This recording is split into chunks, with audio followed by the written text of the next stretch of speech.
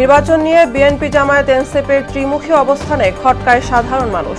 December থেকে জুনের time frame ধরেই এগোচ্ছে অন্তর্বর্তী সরকার।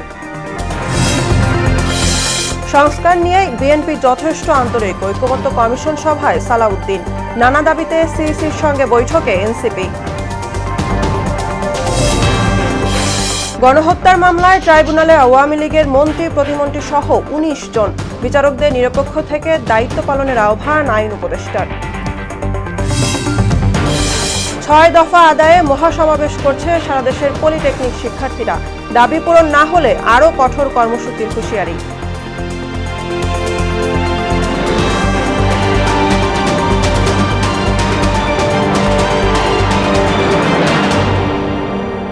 আসসালামু আলাইকুম, সবাইকে মোহনা সংবাদে স্বাগত। শুনছিলেন শিরোনাম, সঙ্গে আছি আমি বুশরাত জাহানিমা। এবার বিস্তারিত। ৩ দলের ত্রিমুখী অবস্থানের কারণে নির্বাচন নিয়ে খটকায় আছেন সাধারণ মানুষ। ডিসেম্বরের মধ্যে নির্বাচন চাইছে বিএনপি সহ বেশ কয়েকটি দল। জামায়াতে ইসলামে চায় আগামী রমজান বা ফেব্রুয়ারির মধ্যে। আর নতুন রাজনৈতিক দল এনসিপির দাবি চূড়ান্ত সংস্কার ও শেখ হাসিনার বিচারের আগে কোনো নির্বাচন নয়। অন্যদিকে অবস্থান খোলাসা না করে সরকার বলছে ডিসেম্বর থেকে আগামী বছরের জুনের মধ্যে হবে নির্বাচন। বিস্তারিত জানাচ্ছেন কাজী পাপ্পু। বাংলাদেশের নির্বাচন হয় সাধারণত শীতকালে, আরও নির্দিষ্ট করে বললে নভেম্বর থেকে ফেব্রুয়ারি। এই 4 মাসের মধ্যেই ভোট হয়, কারণ বৃষ্টি বাদলের শঙ্কা না থাকায় নির্বিঘ্নে প্রচারণা চালানো যায়। শীতের হিমেল হাওয়ায় মিটিং মিছিল ও চায়ের আড্ডাও জমে ওঠে। ভোটাররাও নির্বিঘ্নে আসতে পারেন ভোট কেন্দ্রে। ফেব্রুয়ারি পর ভোট হলে বেশ কিছু বিষয় সামনে চলে আসে। তীব্র গরম এবং বৃষ্টি বাদলের ভয় যেমন থাকে, তেমনি ওই সময়টাতে এসএসসি এবং এইচএসসি পরীক্ষার বিষয়টিও বিবেচ্য। হয়তো সেই বিবেচনাতেই ডিসেম্বরের মধ্যে নির্বাচন চায় প্রধান রাজনৈতিক দল বিএনপি। অন্তর্বর্তী সরকার রাষ্ট্র ক্ষমতা নেয়ার পর থেকেই দলের শীর্ষ নেতারা ওই একটাই দাবি জানিয়ে আসছেন বারবার। প্রধান উপদেষ্টা মহোদয় তিনি তার সুনির্দিষ্ট কোনো ডেডলাইন আমাদের দেননি। তিনি বলেছেন যে ডিসেম্বর থেকে জুনের মধ্যে তিনি নির্বাচন শেষ করতে চান। আমরা একেবারেই সন্তুষ্ট নই। আমরা পরিষ্কার করেই বলেছি, ডিসেম্বরের মধ্যে নির্বাচন যদি না হয় তাহলে দেশে যে রাজনৈতিক পরিস্থিতি, অর্থনৈতিক পরিস্থিতি এবং সামাজিক পরিস্থিতি সেটা আরও খারাপের দিকে যাবে। ডিসেম্বর থেকে জানুয়ারি অথবা মধ্য ফেব্রুয়ারির আগে না হলে নির্বাচন চলে যেতে পারে জুনের পরে, কারণ এরপর রোজা ও 2 ঈদের বিষয়টি জড়িত। সে কারণেই আগামী রমজানের আগে ভোট চাইছে জামাতে ইসলাম। সরকারের প্রধান উপদেষ্টা বলেছেন যে তিনি এই বছরের ডিসেম্বর অথবা আগামী বছরের জুনের মাধ্যমে ইলেকশন দেবেন। আমরা তার কমিটমেন্টে তিনি ঠিক আছেন এটা দেখতে চাই। আর আমাদের ভিউ হচ্ছে যে এটা রমজানের আগেই শেষ হয়ে যাওয়া দরকার। নির্বাচনের তারিখ নিয়ে বিপরীতমুখী অবস্থান নিয়েছে নতুন দল ন্যাশনাল সিটিজেন পার্টি এনসিপি। যে 3টি দাবি, বিচার, সংস্কার এবং গণপরিষদ নির্বাচন, সেটি আমরা সুস্পষ্টভাবে বলেছি। আমরা বলেছি যে আমরা এখানে কোনো ধরনের ন্যূনতম সংস্কার নয়, বরং মৌলিক সংস্কার, রাষ্ট্রের গুণগত পরিবর্তনের জন্য আমরা কাজ করছি এবং কোনো ধরনের পরিবর্তন ছাড়া নির্বাচনের দিকে গেলে সেই নির্বাচনটি গ্রহণযোগ্য হবে না। 3 দলের অবস্থান জানা গেল নির্বাচন নিয়ে সরকার কি বলছে। গত 16 এপ্রিল বিএনপির সাথে বৈঠকের পর আইন উপদেষ্টা বলেন প্রধান উপদেষ্টা ঘোষিত ডিসেম্বর থেকে জুনের মধ্যেই নির্বাচন হবে। আমাদের সরকারের কোন উপদেষ্টা আমরা কথা বলেন, আমরা একটা ক্যাটাগরিক্যালি বলেছি যে যেটাই বলুক না কেন আমাদের প্রধান উপদেষ্টা জাতির উদ্দেশ্যে দেওয়া ভাষণে বারবার যেটা রিপিট করেছেন সেটাই দলের অবস্থান। সেখান থেকে অন্য কেউ যদি বেফাস কথা বা অন্যরকম নিজস্ব বিভিন্ন কথা বলেন সেটাতে তারা যদি বিভ্রান্ত না হন। আমাদের প্রধান উপদেষ্টা ডক্টর মোহাম্মদ ইউনূস প্রথম থেকেই বলেছেন ডিসেম্বর থেকে জুন। বাংলাদেশে গ্রীষ্মকালে নির্বাচন হয়েছে এমন উদাহরণ আছে মাত্র 2টি। একটি 1986, অন্যটি 1996 সালে। কাজী পাপ্পু, মোহনা সংবাদ, ঢাকা। সংস্কার নিয়ে বিএনপি যথেষ্ট আন্তরিক বলে জানিয়েছেন বিএনপির স্থায়ী কমিটির সদস্য সালাউদ্দিন আহমেদ। ঐকমত্য কমিশনের সঙ্গে সংলাপের সূচনা বক্তব্যে একথা বলেন তিনি। সকাল 11টায় জাতীয় সংসদ ভবনের এলডি হলের সম্মেলন কক্ষে শুরু হয় বৈঠক। এতে সভাপতিত্ব করছেন জাতীয় ঐকমত্য কমিশনের ভাইস চেয়ারম্যান অধ্যাপক আলী রিয়াজ। প্রথম পর্যায়ে সংবিধান, জনপ্রশাসন, নির্বাচন ব্যবস্থা ও বিচার বিভাগ সংস্কার কমিশনের প্রণীত সুপারিশসমূহ রাজনৈতিক দলের সুনির্দিষ্ট মতামত জানাতে 39টি রাজনৈতিক দলের কাছে পাঠানো হয়। তার উপরে ঐকমত্য কমিশনের সঙ্গে রাজনৈতিক দলের ধারাবাহিক বৈঠক চলছে। জাতীয় ঐকমত্য কমিশনের সঙ্গে বিএনপির বৈঠকের বিষয়ে জানতে সংসদ ভবনের এলডি হল থেকে যুক্ত হচ্ছেন সহকর্মী মনিরুল ইসলাম। মনির, ঐকমত্য কমিশনের কাছে বিএনপির পক্ষ থেকে কোন কোন প্রস্তাবগুলো তুলে ধরা হয়েছে বিস্তারিত জানাবেন।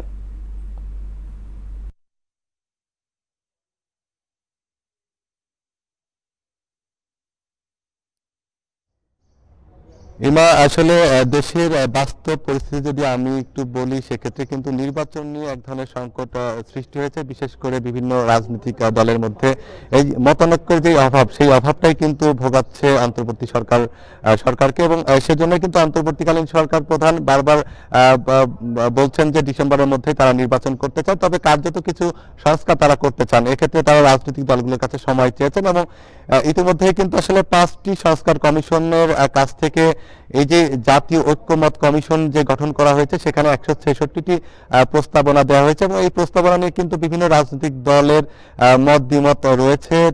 তো আমি এই মুহূর্তে আছি জাতীয় সংসদ ভবনের এলডি হল প্রাঙ্গণে। তো এখানে কিন্তু জানেন যে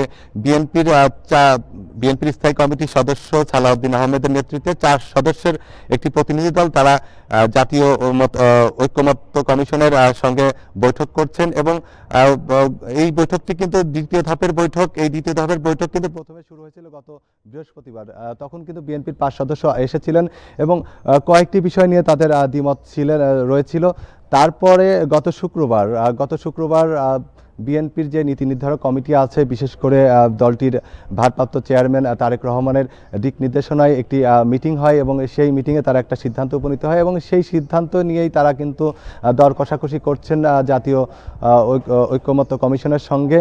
এবং আমরা যতটুকু জানতে পেরেছি, আসলে এই জাতীয় ঐক্যমত্য কমিশন তারা কিন্তু বিভিন্ন রাজনৈতিক দলের, গতকাল এনসিপির সাথে যেই নতুন দল নাহিদ ইসলামের নেতৃত্বে গঠন হয়েছে, তারাও বৈঠক করেছে, এবং আসলে খুব বেশি কিন্তু সমস্যা নাই। এখন যেই বিষয়গুলো নিয়ে অমীমাংসিত রয়েছে, সেই বিষয়গুলো নিয়ে তারা মীমাংসিত করবেন। আরেকটি বিষয় যে অন্তর্বর্তী সরকার যে ডিসেম্বরের মধ্যে নির্বাচন দেওয়ার প্রস্তুতি নিচ্ছেন, তার একটি বিষয় যে শুধু স্বাস্থ্য এবং শ্রম এই 2 সংস্কার কমিশন ছাড়া সব কমিশনই কিন্তু আসলে তাদের প্রস্তাবনা জমা দিয়ে ফেলেছেন। তবে আজকে বিকেল 4:30টায় এলজিআরডি সংস্কার কমিশন তারা কিন্তু প্রস্তাবনা দিবেন। তো এর মাধ্যমে আসলে বলাই যায় যে নির্বাচন কিন্তু আসলে খুব বেশি দেরি নয়, আসলে ডিসেম্বরের মধ্যেই নির্বাচনের একটি সুবাতাস বইবে। ইমা, আমার কাছে এই ছিল এই ঐক্যমত্য কমিশনের সবশেষ পরিস্থিতি। মনির, আপনাকে অসংখ্য ধন্যবাদ। প্রধান নির্বাচন কমিশনার এম নাসির উদ্দিনের সঙ্গে বৈঠকে বসেছে জাতীয় নাগরিক পার্টি এনসিপি। দুপুর 12টায় আগারগাঁওয়ের নির্বাচন কমিশনের ভবনে এই বৈঠক শুরু হয়। এতে অংশ নিচ্ছে এনসিপির মুখ্য সমন্বয়ক নাসির উদ্দিন পাটোয়ারির নেতৃত্বে 5 সদস্যের একটি প্রতিনিধি দল। বৈঠকে নির্বাচন কমিশন গঠন আইন, রাজনৈতিক দল নিবন্ধন আইন, নিবন্ধনের সময়সীমা এবং নির্বাচন কেন্দ্রিক নানা বিষয় নিয়ে আলোচনা হবে। বৈঠক বিষয়ে আরও জানাতে নির্বাচন কমিশন ভবন থেকে যুক্ত হচ্ছেন সহকর্মী এমআর আসাদ। ইসির সঙ্গে এনসিপির বৈঠক আমরা জেনেছি যে শুরু হয়ে গেছে। বৈঠকে কোন কোন বিষয়গুলো নিয়ে আলোচনা করা হচ্ছে আপনি জানাবেন।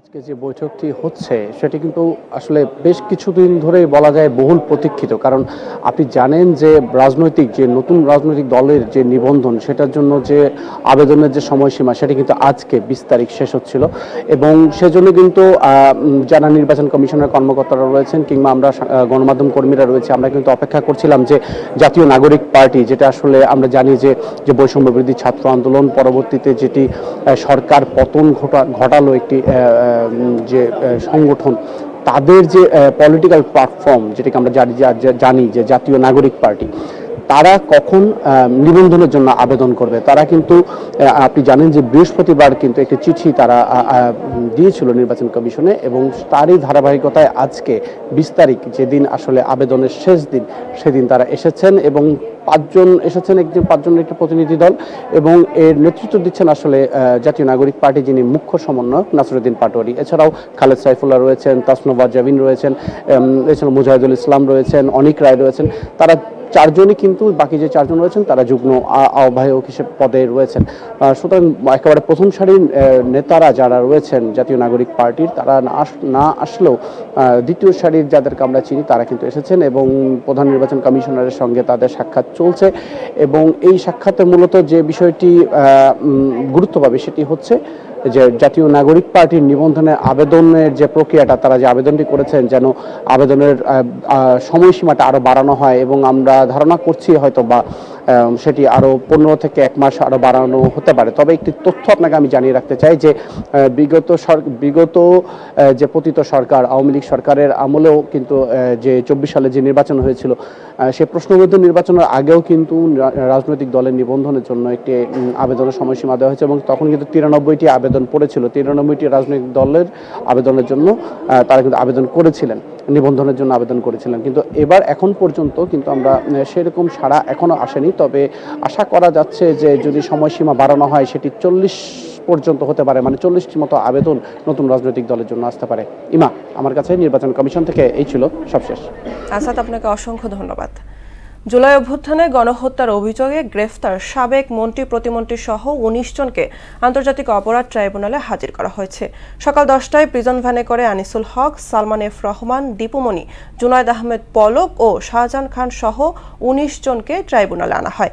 ট্রাইব্যুনালের চেয়ারম্যান বিচারপতি গোলাম মর্তুজা মজুমদারের নেতৃত্বে 3 সদস্যের আন্তর্জাতিক অপরাধ ট্রাইব্যুনালের বিচারিক প্যানেলে মামলার বিষয়ে শুনানি করবেন। সাবেক 12 মন্ত্রী প্রতিমন্ত্রী, সাবেক প্রধানমন্ত্রীর 2 উপদেষ্টা সহ 19 আসামিকে হাজির করার জন্য আজকের দিন ধার্য করেন আন্তর্জাতিক অপরাধ ট্রাইব্যুনাল। বিচার বিভাগে সীমাবদ্ধতা থাকলেও বিচারকের নিরপেক্ষ থেকে দায়িত্ব পালনের আহ্বান জানিয়েছেন আইন উপদেষ্টা আসিফ নজরুল। সকালে বিচারকদের পেশাগত দক্ষতা ও মূল্যবোধ গঠনে সহকারী জাজদের জন্য বিচার প্রশাসন প্রশিক্ষণ ইনস্টিটিউটে শুরু হওয়া 50তম বুনিয়াদী প্রশিক্ষণ কোর্সে তিনি এই আহ্বান জানান।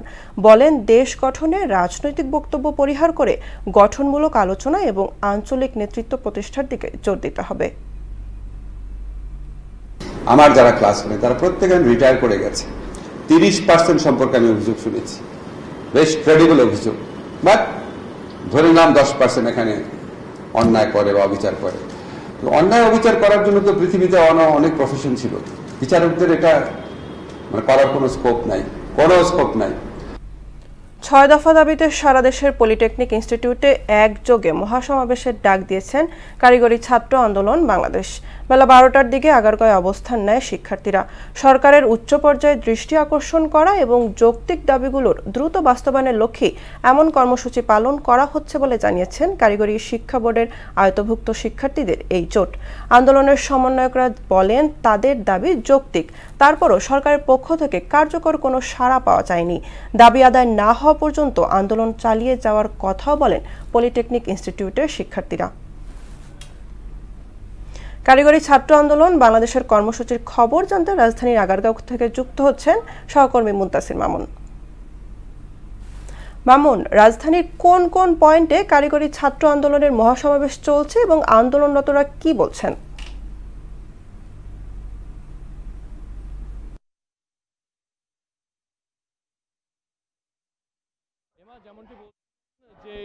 কোন কোন পয়েন্টে চলছে, বর্তমানে আমি অবস্থান করছি আগারগাঁও প্রান্তে এবং আগারগাঁও প্রান্তে কিন্তু আসলে বাংলাদেশের বিভিন্ন প্রান্ত থেকে কিন্তু তারা আসছেন, এসে কিন্তু তারা তাদের যে কর্মসূচি সেই কর্মসূচি পালন করছেন এবং কিছুক্ষণ আগে কিন্তু তারা একটি আলটিমেটাম দিয়েছেন, সেটি হচ্ছে 48 ঘন্টার মধ্যে সরকারের তরফ থেকে যদি কোনো ধরনের ঘোষণা না আসে তাহলে লং মার্চ টু ঢাকা কর্মসূচি তারা পালন করবেন পলিটেকনিক ইনস্টিটিউটের শিক্ষার্থীরা।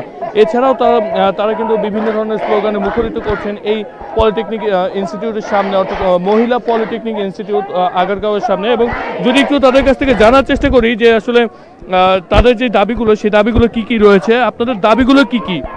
আমাদের দাবি হচ্ছে 6 দফা দাবি, আমাদের 6 দফা দাবি মানতে হবে, কারণ আমি একটু দেখে বলতেছি, আমার তো মুখস্থ নাই। জুনিয়র ইনস্ট্রাক্টর পদে ক্রাফট ইনস্ট্রাক্টরদের অবৈধ পদোন্নতির রায় হাইকোর্ট বাতিল করতে হবে এবং 2021 সালে যে রাতের আধারে যে অবৈধ নিয়োগ দেওয়া হয়েছিল, ওই নিয়োগে যাদের চাকরি হয়েছে সংশ্লিষ্ট মামলা সংশ্লিষ্ট সকলদেরকে স্থায়ীভাবে চাকরিচ্যুত করতে হবে। এমনকি আমাদের হায়ার স্টাডি করার জন্য উন্নতর পাবলিক বিশ্ববিদ্যালয় লাগবে, যেটা ডুয়েটের আওতাভুক্ত। ডিপ্লোমা সেক্টরে প্রতি বছর হাজার হাজার শিক্ষার্থী বের হয়, সেখানে সারা বাংলাদেশে শুধুমাত্র একটা প্রতিষ্ঠান আছে ডুয়েট। এই একটা প্রতিষ্ঠানে তো আমাদের হয় না, ডুয়েটের সিট মাত্র 120টা, আর 620টা সিট ডুয়েটে, আরও হাজার হাজার স্টুডেন্ট, এরা কোথায় যাবে? সবারই তো ইচ্ছা থাকে হায়ার স্টাডি করার, সবার ক্ষেত্রে তো আর সম্ভব না পাবলিক বিশ্ববিদ্যালয়।